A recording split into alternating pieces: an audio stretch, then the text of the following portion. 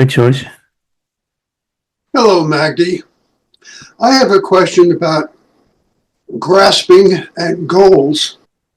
I have a goal of awakening, and I sort of do things which I think will move me in that direction. I have no idea if they really will or not. But there's grasping and there's expectation. Now, it seems that if I just quit and give up, that would never happen. But the point is, I can't quit and give up. There's a drive. So my question is, how can I also, this grasping causes unhappiness, suffering. There's something out there I want that I don't have. Awakening. How can I how can I eliminate that suffering? The suffering associated with the grasping. Because yes, I guess that's my question. Mhm. I mean, I'd like to ask, how can I awaken? I don't know if you can say anything about that. You say it, everyone says a lot about that. So my question is, how can I continue on this path without the discouragement and suffering?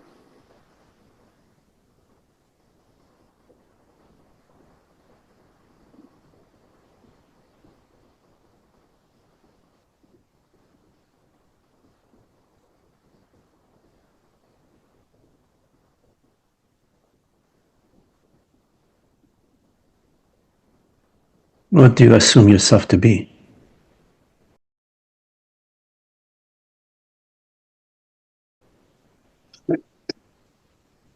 Two answers to that question, and you know what the two answers are. There's a knowingness or a belief that who I am is awareness, the pure subjectivity, and yet I also seem to act like the separate self. What do you mean? Act like a separate self. Well, striving, as an example. I will strive. I will resist. I will, yes, there are two good examples there. I will strive for something I want, like awakening. I'm striving for that. That seems like a separate self doing that striving. That disappointment all seems like functions of the separate self. Am I wrong there? Well, there is striving to get a better job, to get a better house. There is a phenomenal striving, which is striving for better quality for the body mind.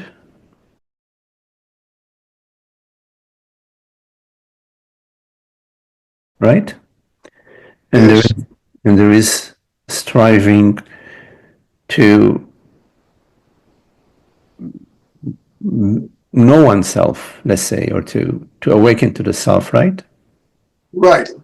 Now, the striving, the phenomenal striving for a better job, well, we have many ways of doing that. But striving for to know yourself,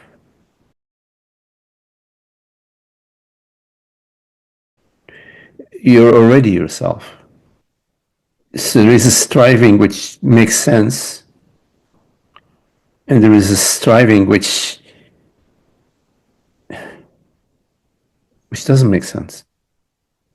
So then we ask the question, we're okay about the striving for a better life, better income, whatever, better relationships. That's okay. Putting that aside, the striving, what you referred to awaken, we ask ourselves, what is it that is striving? Who is it that is striving?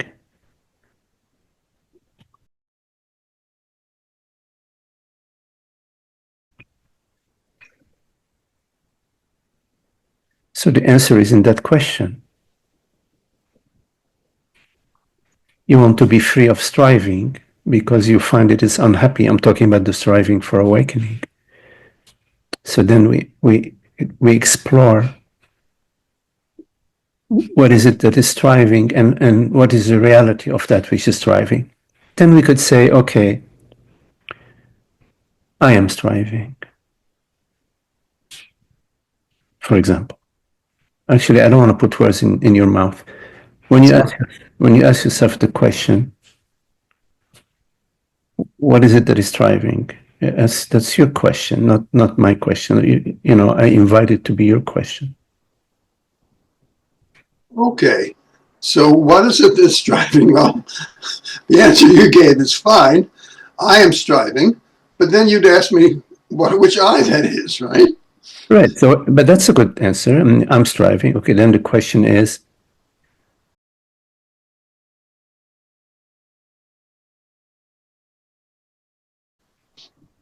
what is this? What is the reality of this I?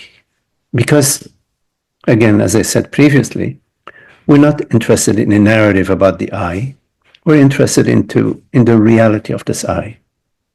Right? Would you agree with me? We're more interested in the reality than in the narrative. Yes, I agree. So then we ask ourselves, I ask myself, what is the reality of this I which is striving? Keeping in mind that reality means changeless, means it's not real between 8 and 10 in the morning and unreal between 10 and 4. Because that would be a relative reality, which I don't know what that's about.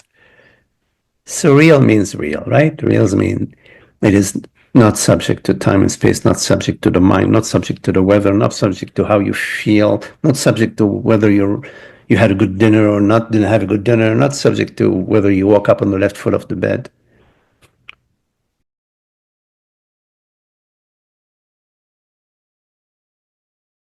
What is the reality of this I? I can have a sense of that.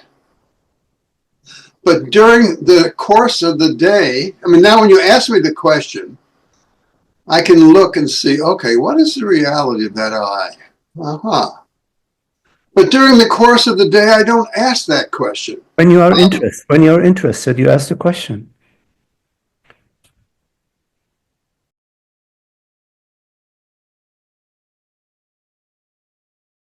Okay, but during the course of the day, I don't have any recognition of the reality of who I am. When you ask the question, I can stop and look and say, oh, yes, there's something there.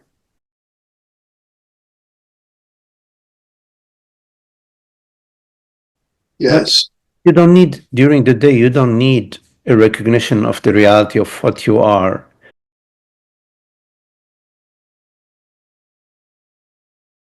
You come to the understanding when you are interested in coming to that understanding.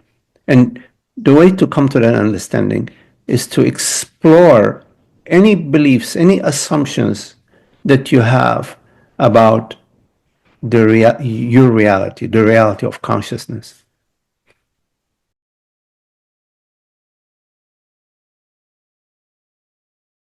So during the day, the mind is active and the body is active, and also there may be ignorance or not operating. Ignorance meaning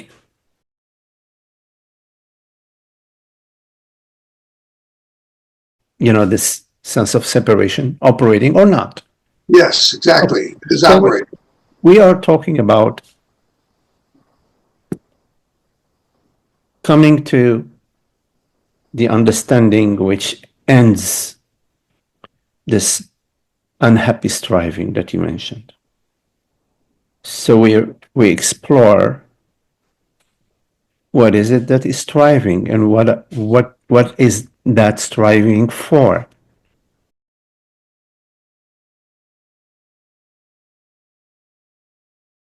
So I am striving.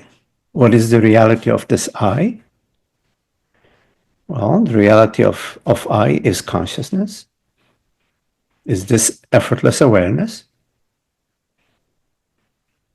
Does this effortless awareness, is that effortless awareness unhappy? No, no. Is that effortless awareness, does it need to strive for a better tomorrow? No, because effortless awareness, this consciousness, does not exist in time. And so there is no striving. But if you're interested in getting somewhere in time, then the question is, what is this entity that is interested in getting some relief tomorrow, or in 10 minutes, or in 5 minutes, which we never experience 5 minutes. We're always in presence, right? In the mind, we say, well, yeah, during the day, I am blah, blah, blah. Fine. But because we are investigating a freedom from unhappy striving, we are investigating the timeless presence. We are opening the door to God's castle. So pay attention to your assumptions and your beliefs about yourself. I know they are below the radar. Don't just be interested on what's appearing on the screen. Be interested in what's below the radar. Your beliefs, your assumptions about I. Because the end of striving is not possible for a personal entity.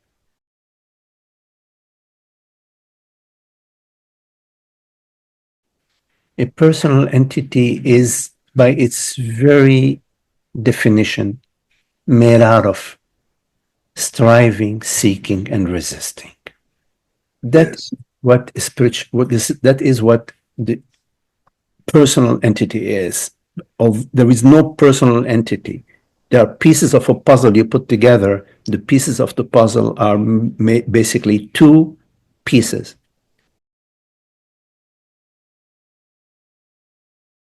Resisting and seeking. You put those two pieces together and you have the impression and the experience of separation. Striving, I want something better tomorrow than what's happening now, because I cannot have it now. I cannot have something better now because what I have, what's happening now is already on board and I don't like it. So I want something better later. 10 minutes, 5 minutes in a week, hopefully in 10 days, not more than 2 weeks. But that is the seeking. And resisting is built into the seeking. The resisting is connected to the seeking. I don't like what is going on now. Doesn't suit me. It doesn't fit my narrative. I don't feel it. I don't feel it like I think I should feel it. It doesn't appear to me like it should appear to me, like I think it's appearing to somebody else. I've read that it's more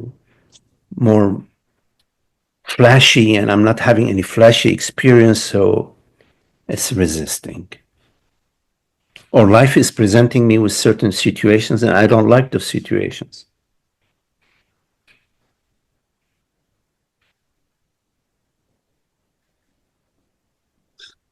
And that's what we usually refer to as me. We refer to me as if there is a me, but in fact we're only referring to a bundle of habits of resistance and seeking.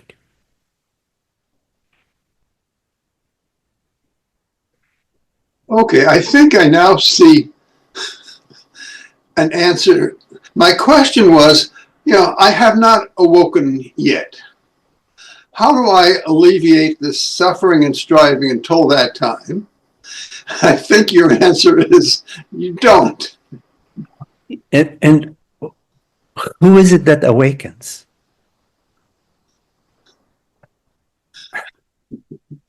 There's only, the separate self doesn't exist, so the So separate self can't awaken.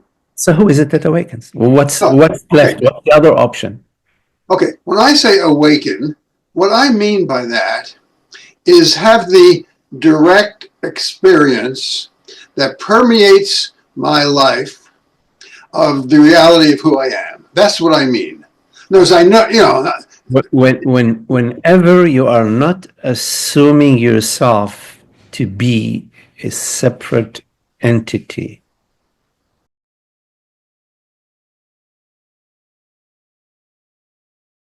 that which you are is available to you. The problem is that over and over and over, out of habit, maybe even unnoticed,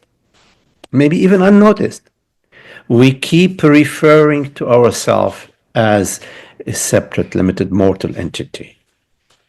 So we ask ourselves, where is the light? I want to experience the light. And we keep pulling the veils. We keep pulling the veils. So stop pulling the veils.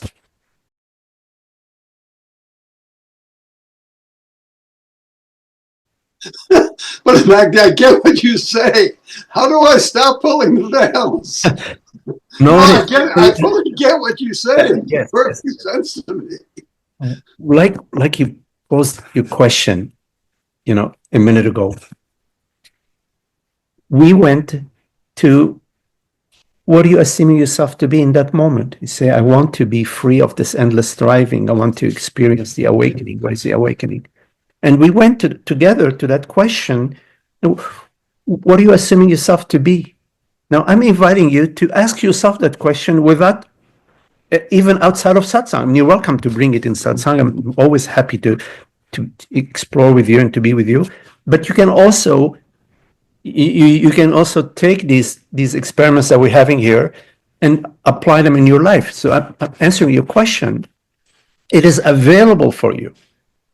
Develop your interest in the question. It's an inward question. What am I assuming myself to be in this moment? I'm experiencing some unhappiness. What am I assuming myself to be? And I guarantee you, you're going to find that you're assuming yourself to be somebody in time and space, while in fact, you are this perfect awareness. You are this transparent awareness. You see, you don't need to make any effort to become this transparent awareness or to achieve a higher awareness. No. Simply notice when you are pulling the veil. I know it is a habit, and often it's unnoticed, fine, but your interest will bring the awareness of the veils. Your interest in the understanding about the process of unhappiness will lead you to notice that, okay, here I go again. I'm back to, I am this person who's been practicing all these practices, and damn, I'm close, but I'm still not, awakened. This I in your conversation, in your mind, in your psyche, is a fabrication, an old habitual fabrication. We're all familiar with it, you see, but a fabrication cannot awake. Fabrication has nothing to do with awakening. It is a veil. It is the veil.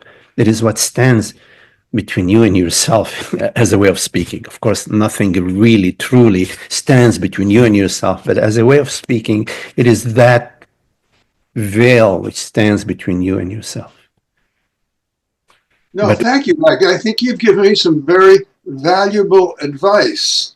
That is, what I hear you saying is, is ask myself, who am I assuming myself to be right now? When I'm yes, suffering, yes, who am I assuming myself to be? right. And is this assumption valid? I mean, if you're assuming yourself to be a dinosaur, and there's a validity, I mean, so you've examined and you have evidence that I'm a dinosaur, then that's fine. What evidence is there for you to be assuming yourself to be a body mind, which you, whatever you assume yourself to be, rather than, as you said, not knowing what you are, or recognizing that I refers to this borderless impersonal awareness, this effortless awareness. There is no effort you're doing whatsoever in hearing these words and perceiving this perception. Zero effort. I know it because I have the same experience as you. There's no effort in my sharing and speaking what I'm sharing with you right now, except when I go into some mind trip about, oh, I am Magdi, I'm a person, I'm doing some effort, and there'll be a narrative, a false narrative. Why is it false? Because I've contemplated this question and I have found zero evidence, zero support to this notion that I am a limited entity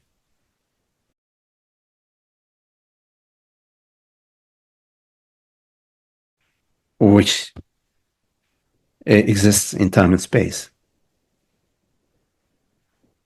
Yes, very good. What I had been doing is, trying to get back to who I really am. But I think what you're advising is different. I mean, I can do both, but to ask myself at a particular time when I'm suffering, who am I assuming myself to be? What assumptions am I making right now? Yes. I think that's very valuable advice. I hadn't been doing that. And we'll do that. Thank you. Okay, George. Thank you very much. Okay.